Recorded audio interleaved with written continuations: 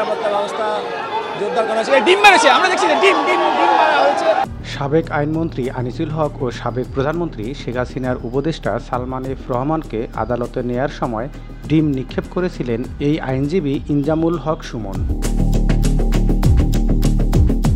গতকাল সন্ধ্যায় তাদেরকে ঢাকার সিএমএম আদালতে তোলা হলে বিএনপি সমর্থক আইনজীবীদের যে হট্টগোল হয় সেখানে ইনজামুল হক সুমনকে নেতৃত্ব দিতে দেখা যায়। আনিসুল হক ও সালমান এফ রহমানকে আদালতে আনার খবর জানার পর গতকাল সকাল থেকেই ওই আইনজীবীরা পচা ডিম হাতে সিএমএম আদালতের সামনে অবস্থান নেন। আইনজীবী ইনজামুল হক সুমন ডিম হাতে একটি গণমাধ্যমে সাক্ষাৎকার দেন। তিনি ওই গণমাধ্যমকে বলেন তারা 18 কোটি জনগণের পক্ষে পচা ডিম হাতে আনিসুল হক ও সালমান এফ রহমানকে অভ্যর্থনা জানাতে জড়ো হয়েছেন।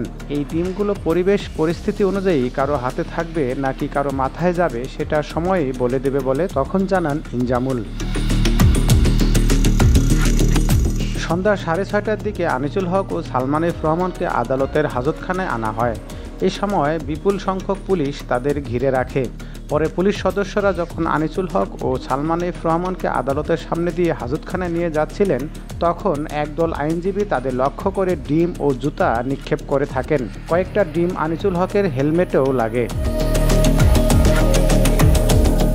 মোটরসাইকেল চালিয়ে পদ্মা সেতু পার হচ্ছিলেন দুই আইনজীবী বন্ধু।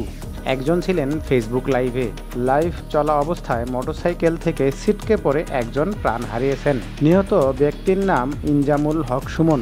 তিনি শরীয়তপুরের ভেতরগঞ্জের চরভাগা ইউনিয়নের পূর্ব মুধাকান্দি এলাকার বাসিন্দা। তিনি ঢাকা চিফ মেট্রোপলিটন ম্যাজিস্ট্রেট আদালতের আইনজীবী ছিলেন। সেই সঙ্গে ঢাকা মহানগর উত্তর যুবদলের সদস্য ছিলেন। ঘটনার সময় ইনজামুল মোটরসাইকেলটি চালাচ্ছিলেন। এই দুর্ঘটনায় মোটরসাইকেলটির আরেক আরোহী আতিক ইসলাম আহত হয়েছেন। তিনিও আইনজীবী। তার বাড়ি ভেতরগঞ্জের কাছিকাটা এলাকায়। তাকে উন্নত চিকিৎসার জন্য ঢাকায় নেওয়া হয়েছে।